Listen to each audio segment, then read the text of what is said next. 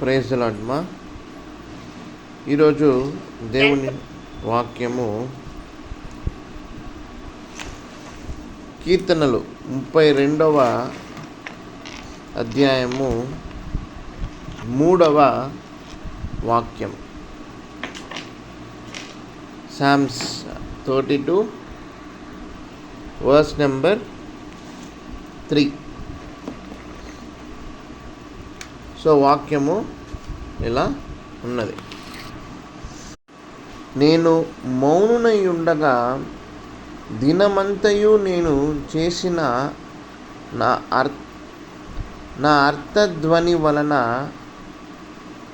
నా ఎముకలు క్షీణించినవి.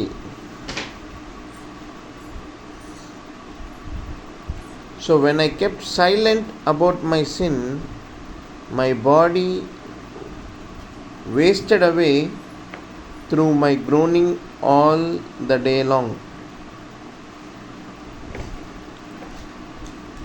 సో ఇక్కడ చూసుకుంటే కీర్తనకారుడు ఏమంటున్నాడు?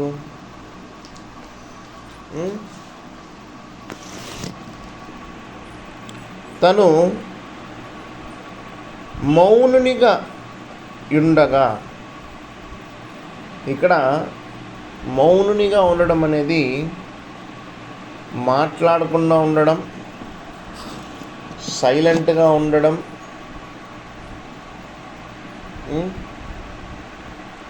లేదంటే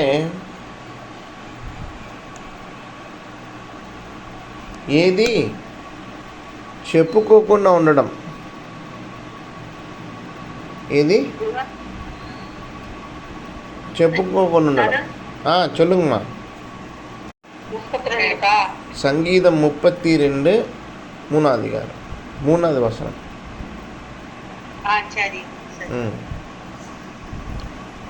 నేను మౌనునై ఉండగా దినమంతయు నేను చేసిన నా అర్థధ్వని వలన నా ఎముకలు క్షీణించినవి. అంటే దేవా, నేను నీతో మరలా మాట్లాడాను, కానీ నా రహస్య పాపాలను గూర్చి నేను చెప్పలేదు.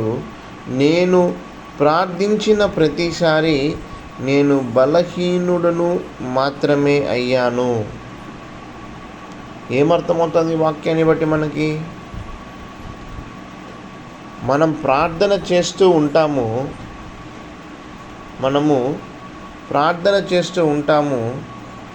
కానీ ప్రార్థన చేసిన ప్రతిసారి పాపక్షమాపణ లేదంటే నీ ప్రార్థన ఫస్ట్ థింగ్ దేవునికి వినిపించదు. బాగా గుర్తుపెట్టుకోండి, దేవునికి నీ ప్రార్థన అనేది వినిపించదు. నువ్వు పాపక్షమాపణ లేకుండా, నీ పాపాన్ని దేవునికి ఒప్పచెప్పుకోకుండా నువ్వు ఎన్ని గంటలు ప్రార్థన చేసినా చివరికి అది అయ్యేది 0. ఏంటండి? 0. నువ్వు ఇక్కడ వాక్యం చూస్తే దేవా, నేను నీతో మరలా మాట్లాడాను అంటే నేను నీతో ఏం చేశాను? రోజు నేను నీతో మాట్లాడుతున్నా అంటే రోజు ఉదయం మనం ఏం చేస్తాము? 5 గంటలకి, 5:30కి, మళ్ళీ మధ్యాహ్నము, సాయంత్రము, అనేక సందర్భాలు, అనేక సమయాల్లో ప్రార్థన చేస్తాం. అవునా? అయితే ఇన్నిసార్లు ప్రార్థన చేసినా మనము బలహీనులమైపోతున్నామే. మన ప్రార్థనకి సమాధానం రావట్లేదే. ఎందుకని? దేవుడు మన ప్రార్థనని వినట్లేదా? నో. యెషయా 59వ అధ్యాయంలో 1వ వాక్యంలో ఉంటుంది, విననేరక నా చెవులు మందము కావు, సహాయం చేయనేరక నా చేతులు కురసగా లేవు అని. నేను రెడీగా ఉన్నా. I'm ready. అయితే ఏంటి మన ప్రార్థనని దేవుని దగ్గర నుంచి ఆపేది? మన విన్నపాలు దేవునికి పోకుండా ఏది ఆపుతుంది?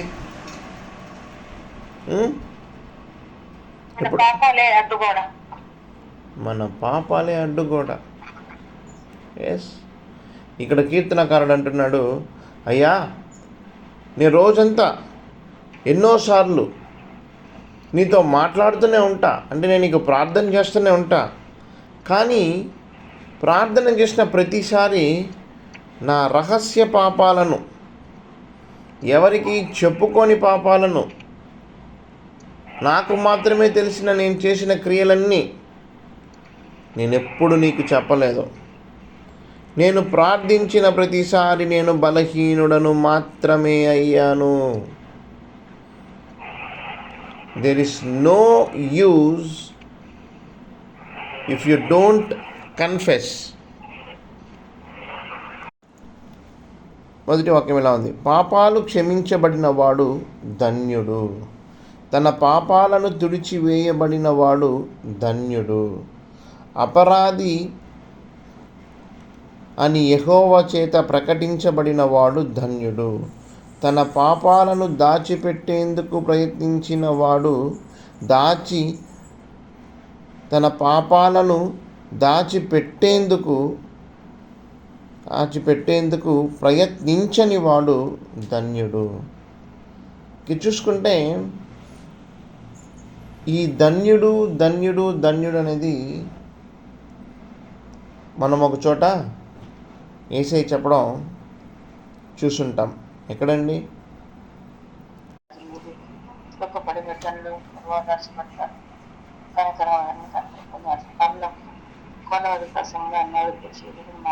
కరెక్ట్, కొండపైన ప్రసంగం, మత్తయి సువార్తలో 5వ అధ్యాయం.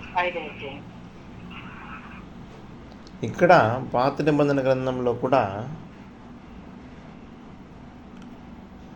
దావీదు కీర్తనలో కూడా రాయబడి ఉంది, పాపాలు క్షమించబడిన వాడు ధన్యుడు. మనము ధన్యులమా? మన పాపాలు క్షమించబడుతున్నాయా? మన పాపాలు క్షమించబడుతున్నాయి అనేది మీకు ఎలా తెలుస్తుంది? లేదంటే మనం ఎలా తెలుసుకోగలం నా పాపాలు క్షమించబడ్డాయి? ఎలా తెలుస్తుంది? చెప్పండి అమ్మా. అప్పుడు మన మనసే మనకి సాక్షిగా ఉంటుంది. మళ్ళా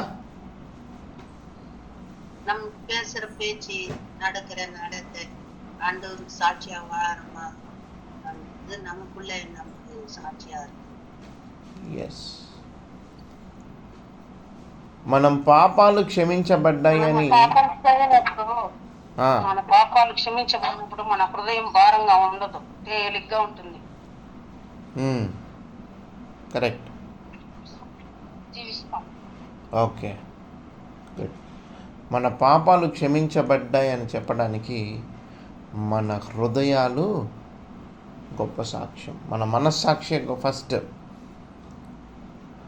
అండ్ మన బిహేవియర్, మనం ఎలా నడుచుకుంటున్నాం. ఇప్పుడు అంతకుముందు చీకట్లో బతికేవాళ్ళం, పాపంలో బతికేవాళ్ళం, ఒక దొంగతనమో, నరహత్యో, వ్యభిచారమో చేసేవాడు ధైర్యంగా బయట తిరగడు. భయం, వాడికి ఎక్కడ దొరికిపోతాడేమో అని, ఎక్కడ తెలుసుకుంటానేమో అని ఒక భయం.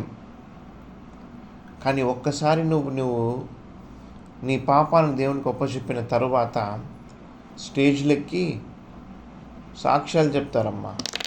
ఒకప్పుడు నేను ఇలా ఉన్నాను, దేవుడు నన్ను మార్చాడని.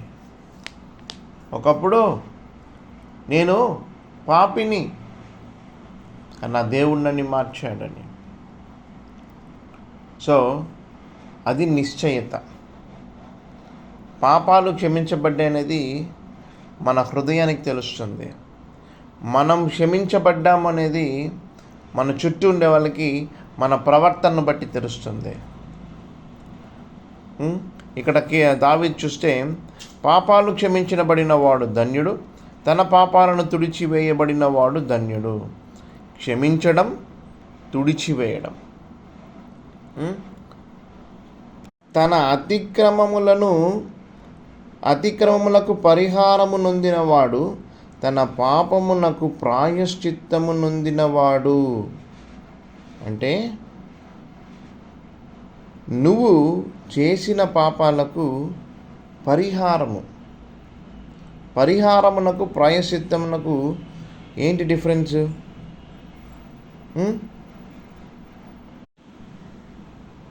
మొదటిది క్షమాపణ పొందడం. అది అతిక్రమములను పరిహారము నొందినవాడంటే తన పాపాలు క్షమించబడ్డాయి, అదే సందేహం లేదు. ప్రాయశ్చిత్తము పొందినవాడంటే తన పాపాలు పరిహారమైన వాడు.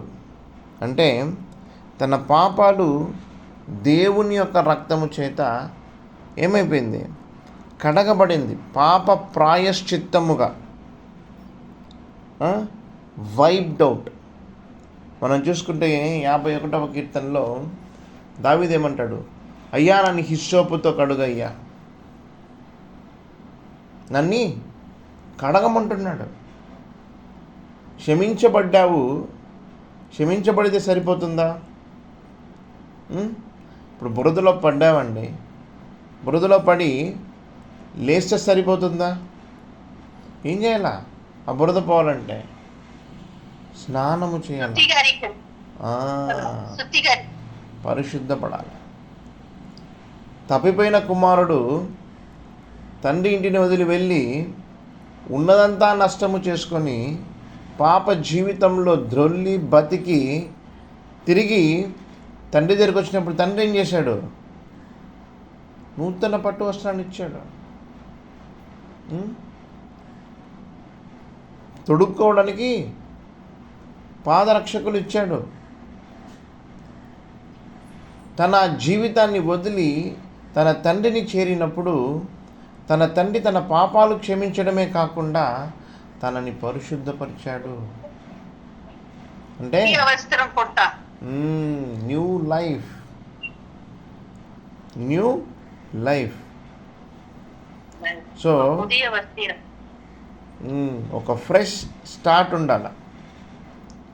ఫ్రెష్ స్టార్ట్ అంటే పౌలు గారు అంటారు కదా, ఇక నాలో జీవించేది నేను కాదు కానీ క్రీస్తు యేసు. గలతీయులకు రాసిన పత్రికలో ఉంటుంది. నేను ఎప్పుడో చనిపోయినాను, నాలో జీవించేది క్రీస్తు యేసు. ఇది చెప్తుంటే నాకు ఒక సాక్ష్యం గుర్తుకొస్తూ ఉంది. ఒక దైవజనుడు ట్రైన్లో వెళ్తూ ఉన్నాడంట. ఆ ట్రైన్లో వెళ్తున్నప్పుడు ఆయనకి ఎదురుగా యవనస్తులు కార్డ్స్ ఆడుతూ ఉన్నారు. కార్డ్స్ మనందరికి తెలుసు. ఆడుతూ ఉన్నప్పుడు ఈ దైవజనుని చూసి, అయ్యా మాకు ఒక చెయ్యి తక్కువైంది, నీ చెయ్యి కొంచెం చేస్తావా అన్నాడు. అంటే మేము ఉండేది ముగ్గురమే ఉన్నాము, నువ్వు మాతో కలిసి ఆడతావా అంటే ఆ దైవజనుడు ఇచ్చిన సమాధానము, బాబు నాకు చేతులు లేదయ్యా అన్నాడంట. వీళ్ళకి షాక్. ఏంటయ్యా నీ చేతులు బాగానే ఉంది కదా, నీ చేతులు లేకపోవడం ఏంటి? నాకు కనిపిస్తుంది నీకు చెయ్యిలుండ, నీకు చెయ్యి ఉంది, నీ చెయ్యిని నేను చూడగలుగుతున్నా, చేతులు లేకపోవడం ఏంటయ్యా అన్నాడంట. ఆ దైవజనుడు అన్నాడంట, ఇది నా చేతులు కాదయ్యా, నా దేవుని చేతులు, ఇవి నావి కావు, ఇది నా యేసయ్యది అంటే వాళ్ళకి అర్థం కాలేదంట. ఎందుకయ్యా అలా అంటున్నావు అన్నాడంట. నేను ఎప్పుడో చనిపోయినాను, ఈ శరీరము నా దేవుని యొక్క ఆలయంగా మారింది, ఇది నా చేతులు కాదు, ఇది నా దేవుని యొక్క చేతులు. నా దేవుడు తన చేతులతో ఆ పని చెయ్యడు. సో నేను చెయ్యలేను, నాకు చేతులు లేవు అన్నాడంట. ఎవరా దేవుడు? నా కోసం శిలువలో మరణించిన యేసుక్రీస్తు అన్నాడంట. ఎందుకు మరణించాడు? నా పాపాలు క్షమించబడ్డానికి. సో ఆ ప్రయాణం దిగే లోపల ఆయన ఆ యవ్వనస్తులు రక్షణ పొందుకున్నారండి. రక్షణ పొందుకున్నారు. పాపాలు క్షమించబడ్డం మాత్రమే కాదు, నువ్వు పాపాలు ఒప్పు చెప్పుకుంటే కాదు, యేసుక్రీస్తు నీ పాపముల కొరకు శిలువలో మరణించాడని, నువ్వు శ్రమించాల్సిన శ్రమను, నువ్వు భరించాల్సిన శిక్షను తాను పొందుకున్నాడని నువ్వు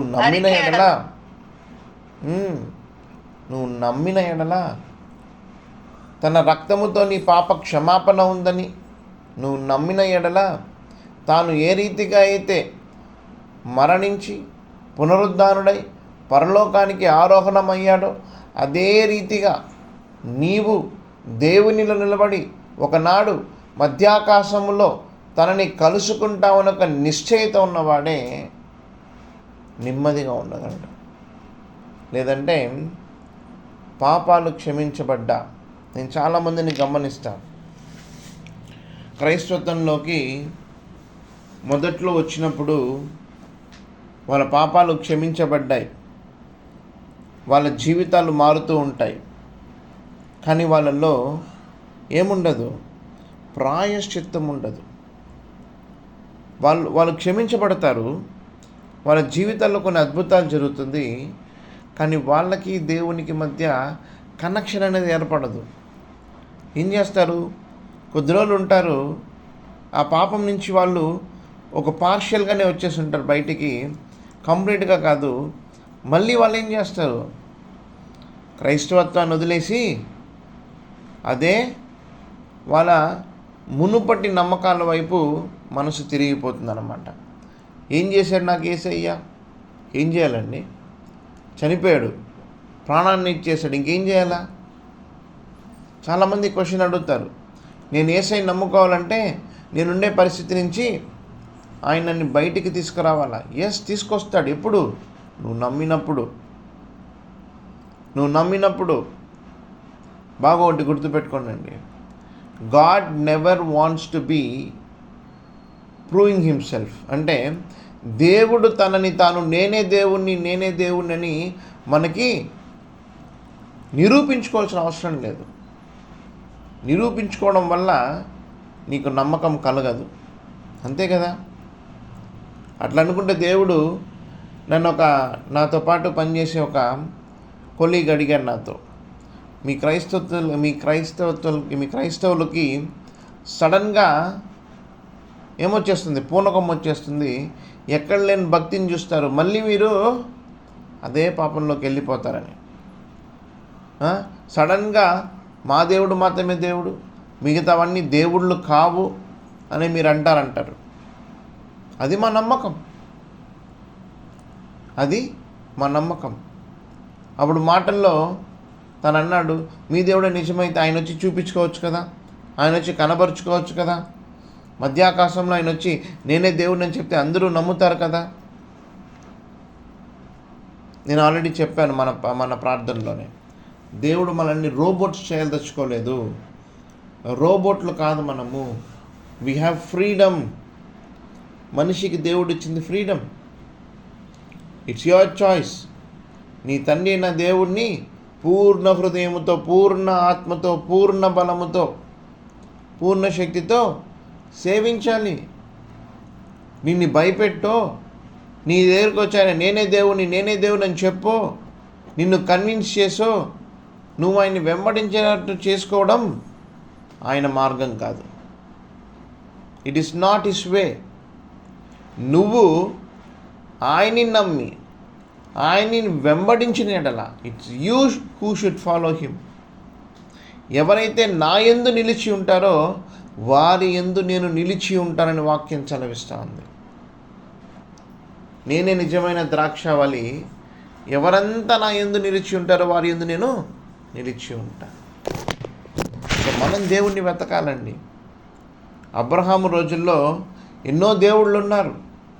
అబ్రహాము తండ్రి వృత్తియా విగ్రహారాధికుడు, విగ్రహములు చేసేవాడు. అటువంటి కుటుంబంలో ఉన్న అబ్రహాముకి ఆల్రెడీ ఎన్నో విగ్రహాలు, ఎన్నో దేవుళ్ళు తనకి తెలిసి ఉండొచ్చు. కానీ ఎప్పుడైతే ఈ స్వరం విన్నాడో, ఫస్ట్ టైం నాతో మాట్లాడిన దేవుడు ఆయనే అనుకుంటాడేమో అబ్రహాం గారు. నేను ఇన్ని దేవుళ్ళను నా చేతులతో చేస్తా ఉన్నా, ఇన్ని దేవుళ్ళను నేను చూస్తున్నా, నా ఇల్లంతా దేవుళ్ళతో నిండిపోయింది, so called gods of the వరల్డ్తో నిండిపోయింది. కానీ మొట్టమొదటిసారి నాతో ఒక వ్యక్తి మాట్లాడాడు. మొట్టమొదటిసారి యెహోవా దేవుణ్ణి ఒక నామము కలిగిన ఒక దేవుడు నాతో మాట్లాడాడు. మీరు ఆలోచించండి,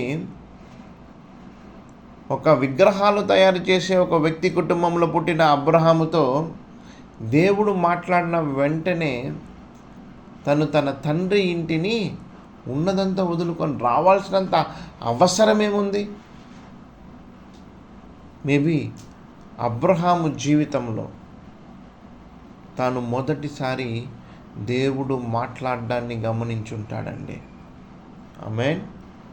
దేవుడు మాట్లాడడాన్ని గమనించాడు. తాను చేస్తున్న ఆ విగ్రహాలు మాట్లాడలేవు. కానీ సడన్గా యెహోవా దేవుణ్ణి నేను అని వచ్చి ఒక దేవుడు మాట్లాడేసరికి అబ్రహాము టోటల్ షాక్ అయిపోయాడు. ఇదేంట్రా, ఎన్నో సంవత్సరాలుగా ఎన్నో దేవుళ్ళను మా తండ్రి, మా కుటుంబము మేము తయారు చేస్తున్నామే, కానీ ఒకటి మాట్లాడలేదు. ఈరోజు ఈయన మాట్లాడాడు, ఈయనే నిజమైన దేవుడు అని. నేను యూట్యూబ్లో ఒక వీడియో చూశానండి. ఒక అబ్బాయి, తన పేరు కూడా తరుణే, వాళ్ళ అమ్మకి గురి చెప్పే ఆత్మ వస్తుందంట. ఆ గురి చెప్పే ఆత్మ ఇప్పుడు ఎవరైతే తన దగ్గరికి వెళ్తారో గురి చెప్పడానికి, ఆ గురి చెప్పే ఆత్మకి వాళ్ళు వెళ్ళేటప్పుడు ఏం తీసుకెళ్ళాలంట? కొంచెం క్వార్టర్ తీసుకెళ్ళాలంట, మందు తాగడానికి. 2 తినడానికి కొంచెం తిండి తీసుకెళ్ళాలనుకుంటా. ఆ అబ్బాయి అన్నాడు, నన్ను పరిశుద్ధపరచాలనేది ఆ గురి చెప్పే ఆత్మ కాదు. ఎందుకంటే దాంతోనే పరిశుద్ధత లేదు. ఏ ఆత్మ, ఏ గురి చెప్పే ఆత్మ దేవుడని నమ్ముతున్నారు వాళ్ళు, అదే పరిశుద్ధంగా లేదు. అది నన్నెలా పరిశుద్ధపరచబడుతుంది? ఎంతటి తెలివిగా మాట్లాడాడు చూడండి, ఎంత జ్ఞానం దేవుడిచ్చాడో చూడండి. నేను ఆశ్చర్యపోయిన ఆ మాట అనేసరికి. నేను నా కళ్ళారా చూస్తున్న ఆ గురి చెప్పే ఆత్మ, నా తల్లిపైన వచ్చే ఆత్మ మాట్లాడాలంటే, ఎవరికైనా చెప్పాలంటే దానికి ఏం తీసుకురావాలా? మందు తీసుకురావాలా తాగడానికి. సో అదే అపరిశుద్ధత కలిగిన గురి చెప్పే ఆత్మ నన్ను పరిశుద్ధంగా ఎలా మార్చగలగదు? నన్ను పరిశుద్ధంగా మార్చాలంటే ఆ దేవుడు కూడా పరిశుద్ధంగా ఉండాలా, అది యేసుక్రీస్తు మాత్రమే అన్నాడండి. నిజంగా ఆశ్చర్యపోయాను నేను. కానీ మనం అలా ఆలోచిస్తున్నామా? మనల్ని పరిశుద్ధపరచాలంటే అది పరిశుద్ధంగా ఉన్న దేవుని వలన మాత్రమే సాధ్యం. ఏ నింద లేని దేవుని వలన మాత్రమే సాధ్యం. అది మన దేవుడు. ఏ పాపము ఆయనలో లేదో అది మన దేవుడు, నిరపరాధి ఆయన. సో అలా మన జీవితాలను మనకి 2 ఇంపార్టెంట్ అండి. పాప క్షమాపణ, పాపపు ఒప్పుకోలు. అండ్ ఒప్పుకోవాలంటే క్షమాపణ చెప్పుకోవడం, ఒప్పుకోవడం అంటే ఎస్, ఆ జీవితం అయిపోయింది ఇంకా. కన్ఫెషన్ అండ్ రిపెంటెన్స్, మారు మనసు పొందడం. యేసుక్రీస్తుని నువ్వు నీ సొంత రక్షకుడుగా ఎన్నుకోవడం. అలా చేస్తే ఏం జరుగుతుందండి? ఏం జరుగుతుందమ్మా? నువ్వు ధన్యుడవి అంది. ఇప్పుడు అంటున్నాడు ఆయన, దేవా, నేను నీతో మరలా మాట్లాడాను, కానీ నా రహస్య పాపాలను గూర్చి నేను చెప్పలేదు. నేను ప్రార్థించిన ప్రతిసారి నేను బలహీనులను మాత్రమే అయ్యాను. దేవా, నీవు రాత్రింబవులు నా జీవితాన్ని నాకు మరింత కష్టతరమైనదిగా చేశావు. తీవ్రమైన వేసవిలో బాగా ఎండిపోయిన భూమిలా నేను తయారయ్యాను. అయితే అప్పుడు నేను నా పాపాలన్నిటినీ యెహోవా దగ్గర ఒప్పుకోవాలని నిర్ణయించుకున్నాను. కనుక యెహోవా, నా పాపాలను గూర్చి నేను నీతో చెప్పుకొన్నాను. నా దోషాన్ని ఏదీ నేను దాచిపెట్టలేదు, మరియు నీవు నా పాపాలను క్షమించావు.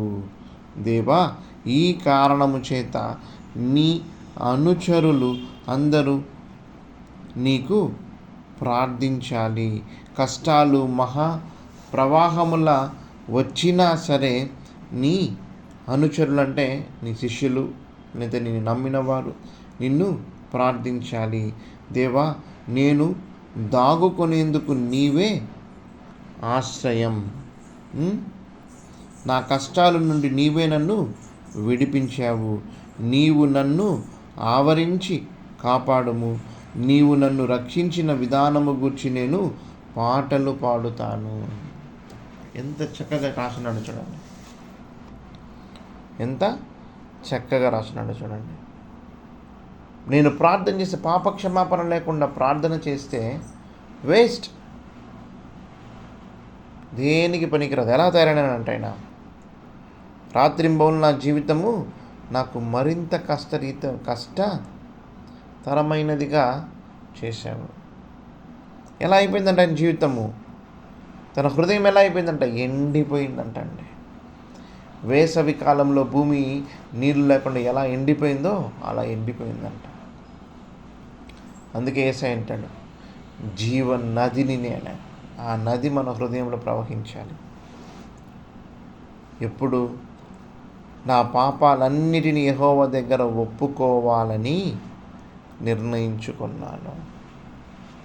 కనుక యెహోవా, నా పాపాలను గూర్చి నేను నీతో చెప్పుకున్నాను. నా దోషాన్ని ఏదీ నేను దాచిపెట్టలేదు. ఇది చాలా ఇంపార్టెంట్ అండి. మీ వ్యక్తిగత జీవితంలో ఏ దోషముని దాచిపెట్టకండి.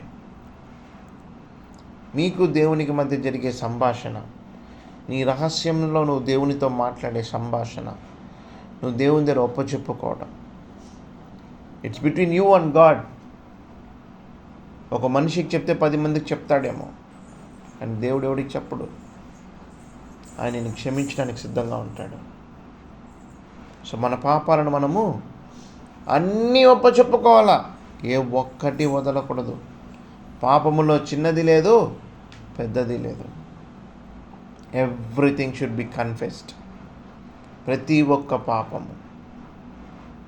ఏంటంటే కొందరు పాపము అంటే కొన్ని లిమిటేషన్స్ పెట్టుకుంటారు. అబద్ధాలు చెప్పడం పెద్ద పాపం కాదు, సొనిగేది గొనిగేది పెద్ద పాపం కాదు, వాళ్ళ గురించి వీళ్ళ గురించి మాట్లాడేది పెద్ద పాపం కాదు. నో, ప్రతిదీ పాపమే. వాక్యములో చెప్పబడినది ప్రతి ఒక్కటి పాపమే. అవన్నీ చెప్పుకోవాలా. మనమే లిమిటేషన్స్ పెట్టుకోకూడదు. ఇది మాత్రమే పాపము, ఇది పాపము కాదు, ఇది చిన్న పాపము, పెద్ద పాపము. ఆజ్ఞ అతిక్రమణ పాపం, అంతే. అది ఏదైనా సరే. అప్పుడు ఏమవుతుందంట? నా దోషాన్ని ఏది నేను దాచిపెట్టను, మరియు నీవు నా పాపములను క్షమించావు. ఎప్పుడైతే నీ పాపాలను నువ్వు ఒప్పుకుంటావో, ఎప్పుడైతే నీ పాపాలను దేవునితో చెప్పుకుంటావో, ఎప్పుడైతే నీ పాపాలను నువ్వు దేవుని దగ్గర ఏది దాచకుండా చెప్పుకుంటావో, నీ పాపాలన్నీ క్షమించబడ్డాయి. నీ పాపాలన్నీ క్షమించబడ్డాయి. వాటిని ఒప్పుకొని ఉంచుకున్న కానీ సరిపోతుంది. కరెక్ట్. అతిక్రమం ఏదైనా దాచిపెట్టాలి. సో ఏది ఒప్పుకొని దాచిపెట్టకూడదు అన్నీ చెప్పేయాలి దేవునితో. అప్పుడు ఈ కారణం చేత మనము దేవునికి ప్రార్థన చేయాలి. ఆయన అంటున్నాడు ఏమని, కావున నీ దర్శన కాలమందు భక్తి గల వారందరూ నిన్ను ప్రార్థన చేయుదురు. విస్తార జల ప్రవాహములు పొరలి వచ్చినను నిశ్చయముగా అవి వారి మీదకి రావు. ఎంత కష్టమున్నా, ప్రళయమే కొట్టుకుపోతా ఉన్నా, అటువంటి సమస్యలు వచ్చినా నీ దగ్గరికి, నీ దరిదాపుల్లో కూడా రాదంట. నా దాగుచోటువు నీవే, శ్రమలో నుండి నీవు నన్ను రక్షించెదవు, విమోచన గానములతో నీవు నన్ను ఆవరించెదవు. ఈ ధన్యత మనందరికి కావాలా అండి? ఎల్ఐసి ఇన్సూరెన్స్లో, టర్మ్ ఇన్సూరెన్స్లో, పోలీస్ ప్రొటెక్షను, ఇవేవి మనల్ని కాపాడవు. మనల్ని కాపాడేది దేవుడు ఒక్కడు మాత్రమే. నీకు ఉపదేశము చేసేదను, నీవు నడవలసిన మార్గము నీకు బోధించెను, నీ మీద దృష్టి ఉంచి నీకు ఆలోచన చెప్పేదను. ఏంటండి, ఏం చెప్తాడు దేవుడు? పాపక్షమాపణలు పొందిన తర్వాత, నువ్వు ఆయనకి ప్రతి ఒక్క పాపాన్ని నువ్వు దాచిపెట్టకుండా అన్నీ నువ్వు ఒప్పచెప్పుకున్న తర్వాత, నువ్వు కడగబడిన తర్వాత, ఒక నూతన జీవితం నువ్వు ఆరంభించిన తర్వాత, నీ మెంటర్ ఎవరు? నీ గైడ్ ఎవరు? నీ టీచర్ ఎవరు? ఎవరు? నీకు ఉపదేశము చేసేదను. ఏమని? నీవు నడవవలసిన మార్గమును నీకు బోధించెదను, నీ మీద దృష్టించి నీకు ఆలోచన చెప్పెదను. ఎంతటి ధన్యత ఇది, ఎంతటి భాగ్యం ఇది!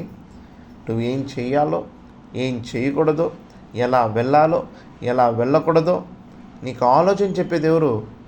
మనిషి కాదండి, పరిశుద్ధుడు, దేవాది దేవుడు నీకు ఆలోచన చెప్తున్నాడు. ఏ దేవుడైతే నోవాని నడిపించాడో, నోవాకి ఆలోచన ఇచ్చాడో, నోవాతో మాట్లాడాడో, ప్రళయం నుంచి తనని తప్పించాడో, అబ్రహాముని అనేక దుర్ఘటనల నుంచి తప్పించాడో, సామ్యుయేలుతో ఉన్న దేవుడు, దావీదుతో ఉన్న దేవుడు, అనేక మంది ప్రవక్తలతో ఉన్న దేవుడు నీతో ఉంటానంటున్నాడు. నీకు ఆలోచన చెప్తానంటున్నాడు. నువ్వు నడవలసిన మార్గాన్ని నీకు బోధిస్తానంటున్నాడు. దేవుడు చెప్పిన మార్గంలో నడిస్తే నీకు ఓటమి ఉంటుందా? చెప్పండి. నువ్వు ఓటమి అంటే ఈ లోకంలో నీకు ఉద్యోగం లేకపోయేది ఇవి కావండి. వాట్ ఈస్ డిఫీట్ అంటే, ఓటమి అంటే ఏంటి? లాస్ అంటే ఏంటి? నేను ఓడిపోయాను అనడం ఏంటి? మనం అనుకునేది ఏంటి? ఓడిపోయాను అనుకునేది ఏంటో తెలుసా? పరలోకానికి పోకపోవడం ఓటమి. నా మట్టుకైతే పరలోకానికి పోకపోవడం ఓటమి. ఈ లోకంలో మిగతా అవన్నీ ఓకే. ఈ లోకానుసారమైన ఓటమి గెలుపు కాదండి. నేను ఇంతకుముందు చెప్పా, వాట్ ఈస్ విక్టరీ? విజయం అంటే ఏంటి? దేవుని చిత్తము నీ జీవితంలో జరగడమే నీకు విజయం. ఒకరోజు నువ్వు చెప్పగలగాలి, ఏంటండి? మరణమా? ఏంటమాట? మరణమా? నీ ముళ్ళు ఎక్కడా? మరణమా నీ విజయం ఎక్కడా? 1 కొరింథీయులు 15వ అధ్యాయంలో ఉంది కదమ్మా మాట. ఏంటా వాక్యము? మరణపు ముళ్ళును విరిచిన విజయుండు మన దేవుడు. ఆ మరణపు ముళ్ళు నువ్వు విరిచివేయాలి. మరణాన్ని జయిస్తేనే పరలోకం. సమాధుల్లో రక్షణ లేదు. కానీ దేవుడు వచ్చినప్పుడు ఏం చేయాలి? నువ్వు మరణాన్ని జయించి పునరుద్ధానుడు అవ్వాలి. అందరూ లేవాలి. అదేనండి విజయం, అంతిమ విజయం అదే. ఇక్కడ ఎంత సంపన్నుడుగా నువ్వు జీవించావు అనేది కాదు విజయం. How successful you are in a life అనేది 10 స్టెప్స్ 11 స్టెప్స్. చాలామంది అంటారు 5 steps to success, 10 steps to success. No, అవన్నీ కావు. ఒకే స్టెప్ దా, యేసయ్య మాత్రమే. ఆయనే సత్యం, ఆయనే మార్గం, ఆయనే జీవం. నువ్వు యేసయ్యని వెంబడిస్తే నీకు సెల్ఫ్ డిసిప్లిన్ ఉంటుంది, సెల్ఫ్ కంట్రోల్ ఉంటుంది, సెల్ఫ్ ఒబీడియన్స్ ఉంటుంది, ప్రేమ, దయ అన్నీ ఉంటుంది. ఈర్ష్య ఉండదు, ద్వేషం ఉండదు, పగ ఉండదు, కుళ్ళు ఉండదు, కుతంత్రం ఉండదు, స్వార్థం ఉండదు. నిన్ను యేసయ్యలాగా ఇంకెవ్వరు ట్రైన్ చేయలేరు. నిన్ను యేసయ్య మార్చినంతగా ఇంకెవరు నిన్ను మార్చలేరు. నీకు యేసయ్య ఇచ్చే ఘనత, మహిమ, ప్రభావములు ఇంకా ఎవ్వరు ఈ లోకము కానీ ఏది నీకు ఇవ్వలేదు. The reward what he has kept for you, no one will give you. నీకు దేవుడు దాచిపెట్టుకున్న ఘనతను, మహిమను ఎవరు నీకు ఇవ్వరు. పేతురు 1 పేతురు 2 పేతులను చాలా చక్కగా రాసుంటాడండి. దేవుడు మనకేమిస్తాడంట? ఘనత, మహిమ, ప్రభావములు ఇస్తాడంట. ఏ దేవుడండి మనిషిని అభిషేకించింది? ఏ దేవుడండి మనిషికి ఘనతనిస్తాననింది? ఏ దేవుడండి మనిషికి ప్రభావములు ఇస్తాననింది? ఏ దేవుడు చెప్తున్నాడు? మన దేవుడు తప్ప ఇంక ఏ దేవుడు చెప్పలేదండి. ఏ దేవుడు చెప్పలేదు.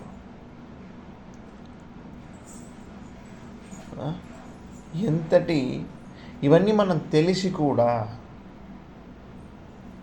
మీరు పేతురు రాసిన 1 అధ్యాయాన్ని 1 వాక్యంలో 8వ వాక్యం తర్వాత చదివి ఒకసారి చూడండి. ఆయన మనకేమిస్తంట? Glory. God will glorify you. నువ్వు మరణించిన తరువాత నీ ఆత్మ, మట్టి నుంచి వచ్చిన శరీరము మట్టిలోకి వెళ్ళిపోతుంది. నీ ఆత్మ ఏమవుతుంది? ఒకసారి ఆలోచించండి. నూతన శరీరం దానికి ఒకటి ఉందంట పరలోకంలో, నిత్య యవనముగా ఉండే శరీరము. నీకు నూతన పేరు పెట్టబడుతుందంట. ఇది ధన్యత, ఇది విజయం, ఇది మన చివరి గమ్యంగా మారాలి. అదే మన విక్టరీ. యేసయ్య చెప్పిన రీతిగా మనము మరణాన్ని చూసి చెప్పగలమా? మరణమా, నీ విజయం ఎక్కడ? మరణమా, నీ ముళ్ళెక్కడ? నా దేవుడు జయించాడు, నేను జయిస్తానని ఎంతమంది నిశ్చయితతో చెప్పగలరు? పౌలు గారు అదండి చెప్పింది, నాలా జీవించండి, నేను క్రీస్తులా జీవిస్తున్నానని. Imitate me because I imitate Christ. ఏ రీతిగా అయితే యేసయ్య మరణించి మరణాన్ని పునరుద్ధానుడై పరలోకానికి ఆరోహణమయ్యాడో అదే రీతిగా నేను మరణించిన తర్వాత మరణమును జయించబోతున్నాను. నేను పునరుద్ధానుడవబోతున్నాను. నా దేవుణ్ణి నేను మధ్యాకాశంలో కలుసుకోబోతున్నాను. ఇది విజయం. మిగతావన్నీ లాస్, నష్టం. ఇక్కడ నువ్వు సమకూర్చుకునేది ప్రతి ఒకటి దొంగిలించబడుతుంది, లేదంటే పురుగులు పడిపోతుంది. It will be expire. ఈ భూమి పైన ఉన్న ప్రతి ఒక్క దానికి ఎక్స్పైరీ డేట్ ఉంది. మీ ఇంట్లో మీ కంటి ముందర ఎన్ని వస్తువులు ఉంది, ఆ వస్తువులకన్నీ ఎక్స్పైరీ డేట్ ఉంది. నువ్వు వేసుకునే మాత్రకి ఎక్స్పైరీ డేట్ ఉంది, నువ్వు కట్టుకునే బట్టకి ఎక్స్పైరీ డేట్ ఉంది, నువ్వు తినే తిండికి ఎక్స్పైరీ డేట్ ఉంది. ఒకరోజు చేసేసిన తిండి నెల కొద్ది పెట్టుకొని తినగలమా? తినలేమే, ఎక్స్పైరీ అయిపోతుంది. నువ్వు తాగే నీరు, తినే తిండి, కట్టుకునే బట్ట, ఉండే ఇల్లు ఏదో ఒక రోజుకి గతించిపోవాల్సిందే. గతించిపోనది ఏదైనా ఉందంటే అది భూమిపైన లేదండి. మనం చేరుకోవాల్సింది అక్కడికి వెళ్ళాలంటే ఎవరి వలన ఎలా అవుతుంది? నీకు ఉపదేశము చేసేదను, నీవు నడవవలసిన మార్గమును నీకు బోధించెను, నీ మీద దృష్టి ఉంచి దేవుని చూపులు నీపైన ఉంటుందంట. ఆమేన్. నీకు ఆలోచన చెప్పెదను, బుద్ధి జ్ఞానము లేని గుర్రము వలనైనను కంచర గాడిద వలనైనను మీరు ఉండకండి. అవి నీ దగ్గరకు తేబడినట్లు వాటి నోరు వారితోనూ కళ్ళెముతోనూ బిగింపవలెను. అంటే ఓ గాడిదో లేదంటే ఓ గుర్రంలాగా ఉండకండి. దాన్ని కంట్రోల్ చేయాలంటే ఏం చేయాలా? చిక్కము వేస్తారు, ఎలా తిప్పితే అలా తిరుగుతుంది. అలా బతక్కో. ఎలా బతకాలా? స్వచ్ఛముగా దేవుని కోసం బతుకో. దేవుడు మనల్ని ఎప్పుడు కంట్రోల్ చేయదలుచుకోడండి, ఎప్పుడు మనల్ని కంట్రోల్ చేయదలుచుకోడు. అలా కంట్రోల్ చేయాలనుకుంటే దేవుడు ఫస్ట్ డే ఆ రోజే హెచ్చరిస్తాడు. దేవుడు హెచ్చరిక ఖచ్చితంగా ఉంటుంది. కయ్యూన్ని హెచ్చరించాడు, ఆదాము హవ్వలను హెచ్చరించాడు, ఆజ్ఞ ఇచ్చాడు, చేయకండి, వెళ్ళకండి, చూడకండి అని. లేదు నేను పోతా, నేను చూస్తా అంటే డబ్బిచ్చి కొనుక్కొని రావడం అన్నట్టుగా ఉంటుంది. ఏంటి సమస్యను? నీతిమంతులారా యెహోవాను బట్టి సంతోషించుడి, ఉల్లసించుడి. యథార్థ హృదయములారా మీరందరూ ఆనందగానము చేయుడి. భక్తిహీనునకు అనేక వేదనలు కలుగుచున్నవి, యెహోవా యందు నమ్మిక ఉంచిన వానిని కృప ఆవరించి ఉన్నది. సో ఈ ప్రపంచంలో మనం జీవించేంతవరకు దేవుని కృప మనల్ని ఆవరించి ఉంటుందండి. ఎస్, మనం ఎంతమంది జీవితం కావాలనుకుంటున్నాం? ఈ లోకాన్ని మనము జయిస్తేనే, ఈ లోకాన్ని మనము జయిస్తేనే. సో ఇది ఈరోజు దేవుని వాక్యం. ప్రార్థన చేసుకుందాం. పరిశుద్ధుడా, ప్రేమ కలిగిన రాజా, దయగలిగిన తండ్రి, కృపగలిగిన యేసయ్య, నన్ను ఈరోజు చక్కటి వాక్యాన్ని మీరు మాకు అందించినందులకై వేలాది స్తుతులు తండ్రి. నేనా మొదటగా ఒక నూతన దినమును మీరు మాకు ఇచ్చినందులకై వేలాది స్తుతులు. గడిచిన దినం మీరు మమ్మల్ని కాచి కాపాడిన రీతిని బట్టి వేలాది స్తుతులు. మమ్మల్ని నడిపించిన రీతిని బట్టి వేలాది స్తుతులు తండ్రి. ఈరోజంతా ప్రభువా మీ కృపను బట్టి మమ్మల్ని నడిపించండి. మీ కృప మమ్మల్ని ఆవరించాలని కోరుకుంటున్నానయ్యా. మేము నడవలసిన మార్గమును మాకు బోధించండి ప్రభువా. మీ దృష్టి మా పైన ఉండాలని ఆశపడుతున్నాము తండ్రి. మీ దృష్టి మా పైన ఉండి మాకు ఆలోచన చెప్పండి అయ్యా. అవును తండ్రి, మేము పాప క్షమాపణ పొందుకోవడానికి, పాప పరిహారము పొందుకోవడానికి మాకు సహాయం చేయండి. మేము మా పాపాలని ఒప్పచెప్పిన పాపాల నుంచి క్షమించబడి మేము ఒక నూతన జీవితము నీ యందు ఆరంభించడానికి మాకు సహాయం చేయండి. మేము పడి వెంటనే లేవుటకు సహాయం చేయండి అయ్యా. ఒక నూతన జీవితాన్ని మీరు మాతో పాటు నడిచే జీవితాన్ని, మేము నీతో కలిసి జీవించే ఒక జీవితాన్ని మాకు దయచేయండి అయ్యా. మా బలహీనతలను, మా పాపాలన్నింటినీ క్షమించే దేవుడవు నీవు మాత్రమేనని, మా దాగు స్థలము నీవు మాత్రమేనని మేము నమ్ముచున్నాము తండ్రి. మా పాపాలన్నీ మేము చెప్పుకోవడానికి, ఏదీ దాచిపెట్టకుండా, ఏదీ వదలకుండా ప్రతి ఒక్క పాపమును మీ దగ్గర మేము ఒప్పచెప్పి క్షమాపణ పొందుకొని రక్షణ మార్గము వైపు మమ్మల్ని నడిపిస్తారని ఆశపడుతున్నామయ్యా. మా బలహీనతలను కొట్టివేయండి తండ్రి. మీ చిత్తం మాత్రమే మా జీవితంలో జరగాల. మా ప్రయాణంలో మాకు తోడుగా ఉండండి. ఈరోజు కావాల్సిన ప్రతి ఒక్క ఈవులను మాకు దయచేయండి. ఆహారమును, దాహమును, ఆరోగ్యమును, ఇంద్రియ నిగ్రహమును, విశ్వాసమును, ప్రేమను మాకు